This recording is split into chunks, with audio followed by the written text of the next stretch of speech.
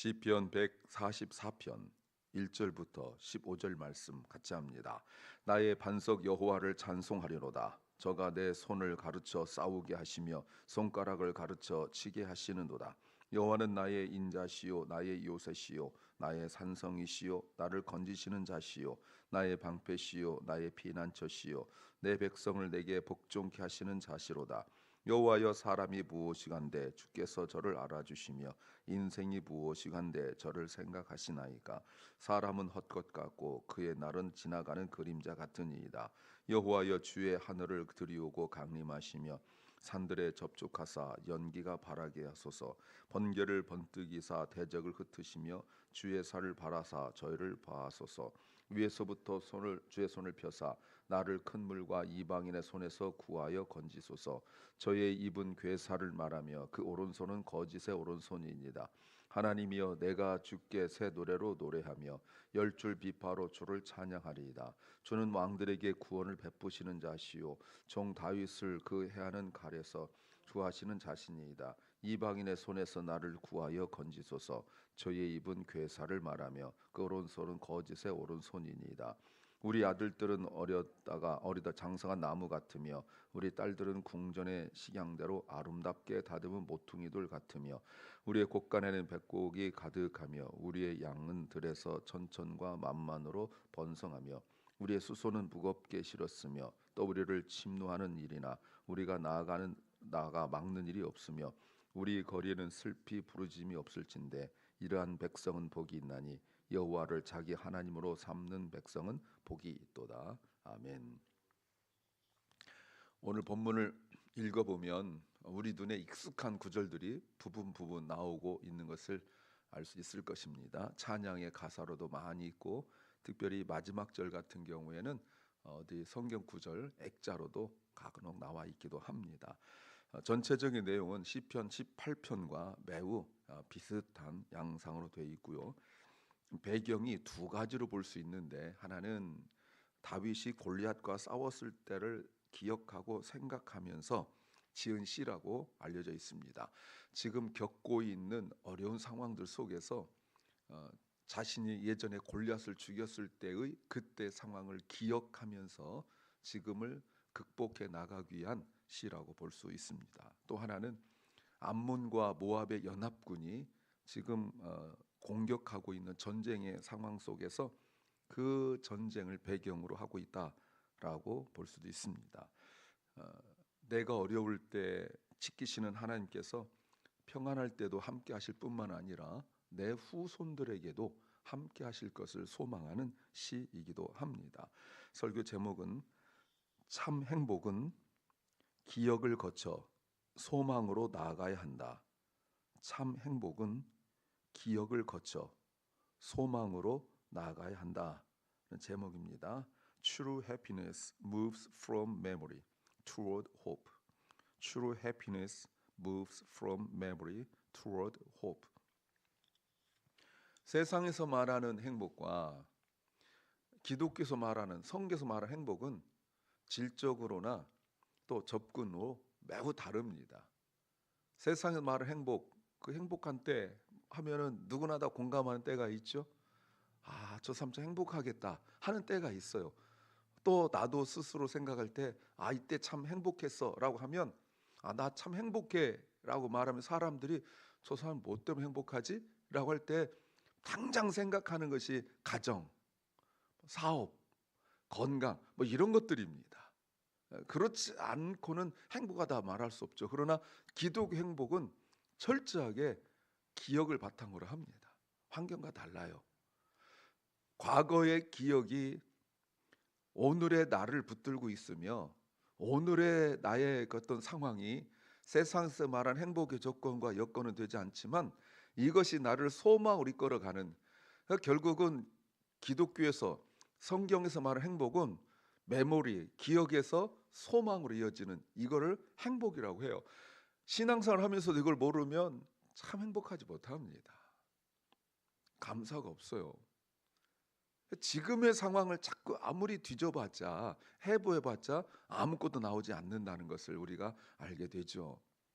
이걸 모르니까 자꾸 세상적 행복을 추구하려고 그러는 거예요.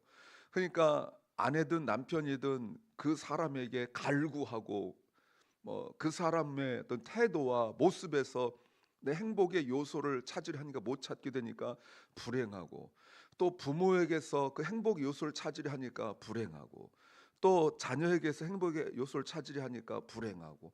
그러니까 내 주변에 일어나는 모든 것들에 대하여 참 행복이 없으니 늘 불행하다라고 생각을 하죠. 근데 또 더 충격적인 것이 무엇이냐면, 우리 그 기억이라는 것이 내가 경험한 기억이 아니란 것도 우리가 아셔야 돼요. 이 기억은 객관적이에요. 성경에 있어요. 이미 수천 년 전에 기록한, 그리고 하나님께서 역사하신 그 말씀을 기억하는 데부터 기억이 나오는 거지, 우리 인간의 기억이 있지 않아요. 근데 우리는 인간의 기억이라 하면 또 예전에 뭐 또 사람들이 행복하다 말하면 어르신들은 맨날 뭐 뙤약볕 밑에서 뭐 하고 뭐 물장구 치고 이런 생각을 한단 말이에요. 객관적이지 못하죠. 그러니까 우리의 그 기억, 행복의 시작인 기억은 객관적이다.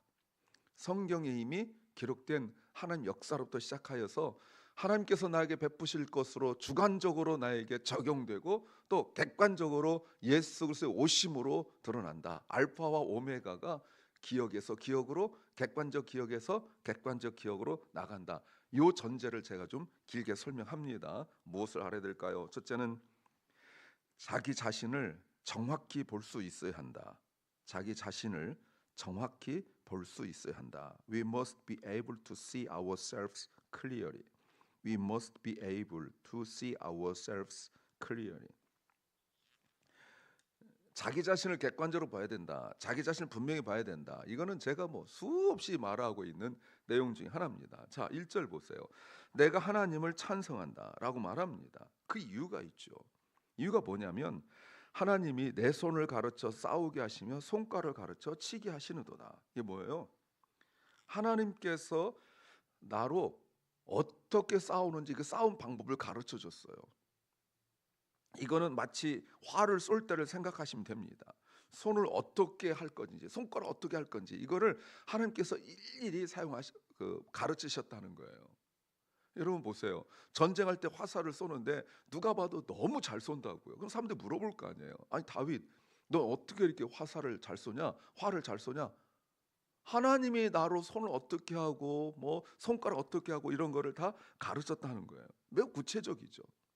막연하게 우리는 하나님 날 도우셨어, 뭐 그래도 되죠. 그런데 내 손가락 운질하죠. 손가락 어떻게 활용하는지, 힘은 얼마나 주는지, 이거를 일일이 다 가르쳤다는 거예요. 무슨 말입니까? 하나님 우리를 도우시는 방법을 설명하고 있는 거예요. 하나님이 내 인생 속에서 많은 것들을 훈련시켰다는 겁니다. 그게 독특한 표현이에요. 1절 같은 경우는 진짜 독특한 표현이에요. 구체적으로 자세하게 내가 돌아보니까 하나님 나를 훈련시키셨다라고 말해요. 이 말이 무슨 말인지 아십니까? 여러분 무슨 말인지 아세요? 이거는 군대 갔다 온 사람들만 아는, 군대 안 갔다 오면 절대로 모를 얘기입니다. 뭐 요즘 군대는 말도 안 되고요. 옛날 군대. 여러분 훈련 받을 때 진짜, 그러니까 우리가 남자들만 당나라 군대라는 게 있습니다. 아주 엉망이고 아주 보직이 되게 편하고 펜대만 굴리고 이런 군대도 있는데, 저처럼 아주 막 힘들게 어렵게 이런 군대도 있어요. 얼마나 훈련 많이 받는지 몰라요. 눈이 오나 비가 오나 항상 그 시간만 되면 연병장 가서 죽으라고 훈련을 해요. 근데 왜 이렇게 힘들게 하는가? 지금 다윗이 그 얘기하는 거예요. 아니 전쟁 상황도 아닌데 왜 이렇게 하나님 나를 훈련시키시는가? 맨날 화살을 쏘게 하고.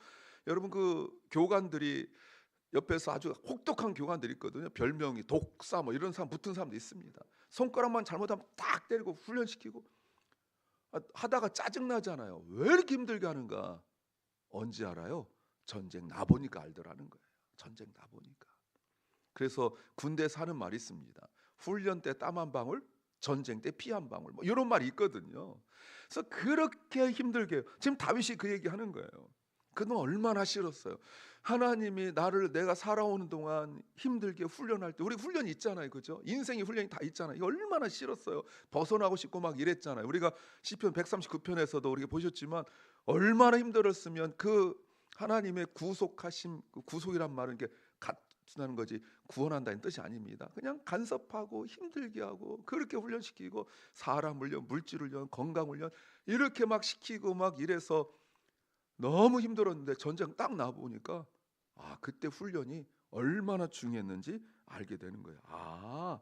그때 그 훈련이 나한테 정말 중요했구나라는 걸 깨닫게 된 거죠. 그래서 내가 지금 겪고 있는 상황이 암몬과 그 아람, 아까 제가 모압이라 했죠. 암몬과 그 아람의 그 연합군이라 하든지 이런 전쟁 상황이 되어보고 나니까 알겠는 거예요. 예전에 자기가 골리앗과의 싸울 때 그때 하나님 나를 도우셨지. 그때 골리앗에게 나아갈 때 사울에게 다윗이 뭐라고 말했어요?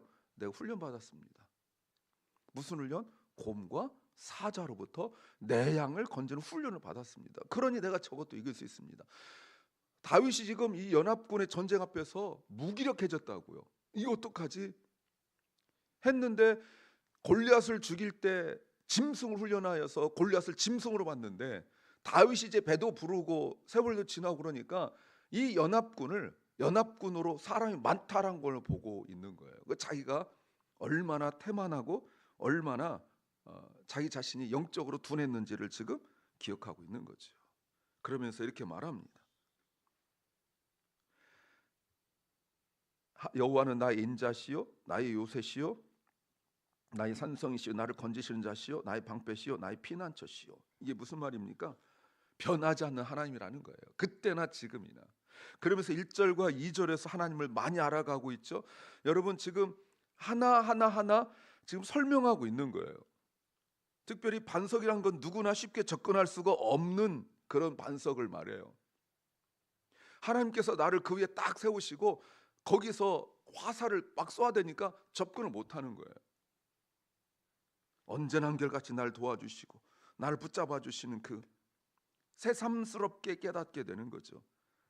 견디고 훈련이 되겠구나. 그런데 2절 하반절에 그 하나님께서 내 백성을 나에게 복종하게 하신다. 이게 무슨 말이에요? 내 힘이 아니라는 거예요. 이때 나오는 고백이 바로 3절과 4절입니다. 여호와여 사람이 무엇이간데 주께서 저를 알아주시며 인생이 무엇이간데 저를 생각하시나이까. 사람은 헛것 같고 그의 날은 지나가는 그림자 같습니다. 시편 8편 4절과 비슷하죠. 사무엘하 7장에서 다윗이 하나님께 다윗 언약을 받고 난 뒤에 여호와 앞에 나가서 앉아서 후에마이 내가 누구간데 하나님 나를 이렇게 도와주십니까? 그 고백이죠. 보세요 여러분, 무슨 말이에요? 수학 공식처럼 나오잖아요. 수학 공식처럼 문제 앞에서 절망하고 힘들다가 하나님이 나를 도우셨는데 내가 별거라고. 옛날에 내가 아무것도 아닙니다. 하나님만 의지할 때 내가 전쟁이 다 이겼는데 이제는 내가 뭔가 할 수 있을 거라고 생각할 때 절망하고 있잖아요. 근데 하나님이 누구신지 깨닫고 나니까 바로 내 자신이 누군지를 분명하게 알게 되니까 이제는 내가 뭐라고요? 소망이 생겨서 1절 찬양할 수밖에 없다. 지금 그 얘기하는 겁니다. 두 번째는 눈으로 보이는 것이 전부가 아닌 것을 깨달아야 한다. 눈으로 보이는 것이 전부가 아닌 것을 깨달아야 한다. We must realize that what we see is not all there is. We must realize that what we see is not all there is. 자, 이제 5절부터 전쟁에 관한 거예요. 전쟁에 5절부터 7절에 여호와여 주의 하늘을 두리우고 강림하시며 산들에 접촉하사 연기를 바라소서 하고 이 산 말을 합니다. 이게 언제 나왔던 건지 기억나세요? 시내산 강림하실 때였잖아요. 출애굽할 때 시내산 강림하실 때 그 얘기잖아요. 인간의 힘이 아니라고요. 이건 신적인 힘, 즉 하나님 임재밖에 되지 않는 거예요. 무슨 말인지 아세요? 우리가 하나님의 임재가 있지 않습니까? 어떤 때는 막 여러 가지 느끼잖아요. 그런 거 말고 주관적으로 느끼는 거 말고 어떤 때는 어떤 분은 가슴이 뜨뜻했다라는 등 어떤 때는 여러 가지 말하는데 객관적이진 않잖아요. 솔직하게 주관적인 거지. 근데 객관적으로 하나님께서 시내산에서 이스라엘의 남자만 60만이 넘는 20대 이상 남자만 60만이 넘는 그 사람들 앞에 강림하셨던 것처럼 강림해 달라고 말씀하고 있죠. 그래서 뭐 하라고요? 7절 위에서부터 주의 손을 펴사 나를 큰 물과 이방인의 손에서 구하여 건지소서. 출애굽 얘기 아닙니까? 출애굽 이야기. 이미 앞에서 나 자신이 하나님 없이는 아무것도 아니라는 사실을 깨닫고 고백했어요. 어제 본문에서도 여러분, 어제 본문 143편 12절에서도 주의 인자하심으로 나의 원수들을 끊으시고 내 영혼을 괴롭게 한 자를 다 멸하소서 하고, 여러분 중요한 단어 하나 나와요. 주의 종이라는 거. 이 밑줄 그으셔야 돼요. 주의 종. 인식의 변화예요. 하나님께서 역사하면 하실수록, 하나님 알면 할수록 내가 고백하는 게 뭐냐면 내가 주의 종이라는 거예요. 나의 정체성 알게 되는 거죠. 또 하나 이때 깨닫게 되는 것이 무엇입니까? 나를 도우실 하나님을 찬양하는 거예요. 지금 겪고 있는 문제 7절 말씀 보세요. 8절 말씀 보세요. 그리고 11절 말씀 보세요. 도무지 어떻게 해볼 수 없는 상황이에요. 특별히 7절은 큰 물이 휩쓸려 가고 있는 거예요. 여러분 이게 뭐예요? 전쟁의 상황 속에서 칼과 창으로만 싸우는 것이 아니라 헛된 소문 퍼뜨리는 거 있잖아요. 지금 그런 소문들이에요. 전쟁은 꼭 창과 칼로 하지 않습니다. 이상한 소문 퍼뜨려 가지고 이기고 뭐 그런 일이 많이 있죠. 우리가 삼국지 이런 거 읽어보면 많이 나오지 않습니까? 사람들이 막 다윗에 대하여 루머를 퍼뜨려, 헛된 소문을 퍼뜨려서 막 퍼뜨리니까 군사들이 동요를 하는 거예요. 그 거짓말인데 사람들 참 이상합니다. 같이 있는데도 말을 들으면 거기에 쏘가 넘어가 가지고 마음이 흔들리고 그런가? 여러분 정말 어마어마하게 그런 일이 많아요. 그런데 하나님께서 그걸 막아달래요. 골리앗 싸움도 그랬죠. 골리앗이 거짓말 많이 했잖아요. 너희들 다 덤벼, 내가 다 이겨. 그랬더니 여러분 그 말을 듣고 이스라엘 군대들이 낙심했잖아요. 아침 저녁으로 골리앗이 40일 나와가지고 막 헛소리하고 거짓말, 신앙적으로 거짓말인데 그 말을 듣고 사울을 비롯하여 모든 군인들이 다 낙심해 있었잖아요. 그때 그걸 듣고 승질내는 사람이 다윗밖에 없었어요. 저게 누군데 하나님과 하나님의 백성들을, 하나님 군대를 욕하느냐 하고 막 하니까 형 엘리압이 이게 조그만 게 가만히 있어 이랬잖아요. 이상하죠? 여러분 엘리압 보세요. 하나님을 욕하고 하나님 군대를 욕하는 거는 침묵하고 인내하고 오래 참아요. 근데 자기 감정만 어긋나면 아무 데서나 성질내요. 여러분 이게 믿음 없는 사람들의 대표적인 모습 아닙니까? 하나님 막아달래요. 눈에 보이는 싸움 그것이 전부가 아니라 눈에 보이지 않는 싸움들이 분명 있을 텐데 하나님 그것도 막아달라고 기도하고 있어요. 세 번째는 과정을 거쳐야 한다. 과정을 거쳐야 한다. We have to go through the process. We have to go through the process. 이제 12절부터는 여러분 완전히 다른 분위기예요. 우리 아들들과 딸들을 위한 기도예요. 가정의 복이죠. 우리 자녀들이 바르게 자라서 사회와 국가에 쓰임 받기를 원하고 있어요. 그러니까 자기의 문제는 이제 극복이 됐죠. 이제 전쟁 끝난 상황인데 여러분, 이제 11절까지 이제 전쟁이 끝났어요, 여러분. 전쟁이 끝났어요. 그리고 난 뒤에 자기 자녀들을 위한 기도가 시작되는 거예요. 하나님, 우리 자녀들이 하나님의 도움, 나를 이렇게 도우셨던 도움을 도와주길 원하고, 그리고 여러분 부모 마음이 다 그렇죠. 우리 자녀들이 그 고난과 어려움을 극복하고, 이런 기도도 좋지만 여러분 어떤 마음이 있어요? 여러분 이런 기도 하십니까? 하나님, 우리 아이들에게 질병이 생겨도 이기게 해주. 이런 기도는 안 한다고요. 무슨 기도하냐면 질병이 없도록 막아주시. 이런 기도하잖아요. 지금 다윗이 그런 거예요. 여러분 전쟁 상황에서 믿음을 이기고 정말 하나님 의지해서 이기고 했는데 이게 너무 고통스럽다고요. 그러니까 어떤 기도를 해요? 우리 아이들은, 우리 자녀들, 후손들은 이런 고통 없게 해주세요. 지금 그 얘기를 하고 있는 거예요. 자 보세요. 이게 무슨 싸움, 전쟁 같은 이야기입니까? 그래서 어떤 사람들은 11절과 12절 이하가 별개 것인데 뭐 나중에 썼다 이런 소리 하는 거예요. 부모 마음도 모르고 하는 소리죠. 우리 아들들은 어리다가 장성한 나무 같으며, 우리 딸들은 궁전의 식양들 아름답게 다든 모퉁이돌 같으며. 여러분 이게 전쟁 상황입니까? 아니잖아요. 그리고 가정의 축복이죠. 13절은 물질의 축복 아닙니까? 곡간에는 백곡이 가득하고 우리 양은 들에서 천천과 만마리 번성하며. 이게 전쟁의 상황입니까? 아니잖아요. 14절 우리의 수소는 무겁게 실었으며 또 우리를 침노하는 일이나 우리가 나아가 막는 일이 없으며 우리 거리에는 슬피 부르짐이 없을진데 나가서 전쟁하는 상황 없기를 바라. 우리 자녀들은 나가서 전쟁하고 이러지 않았으면 좋겠다. 그냥 평화롭게 살았으면 좋겠다. 이런 소망이 생기죠.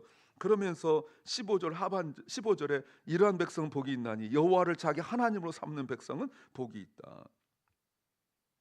여러분 어떻게 이런 걸 살 수 있다고요? 15절 하반절이 답이라고요.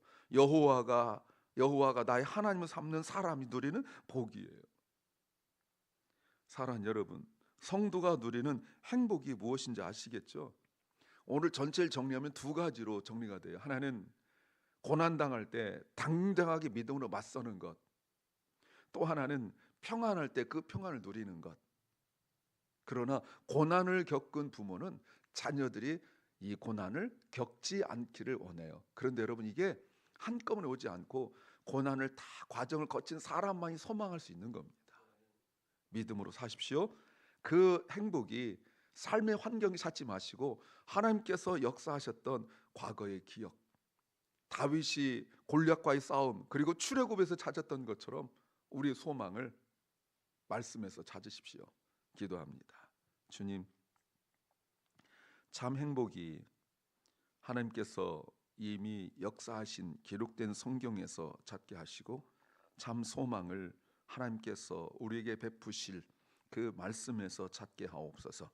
사랑 결란과 사랑 우리 자녀들이 주님이 주시는 참 행복을 말씀 안에서 찾아갈 수 있도록 은혜를 베푸시고 병중에 있는 연약한 성도들, 고통과 아픔 속에서 신음하고 있는 연약한 심령들을 주님께서 긍휼히 여기사 지하여 주시옵소서.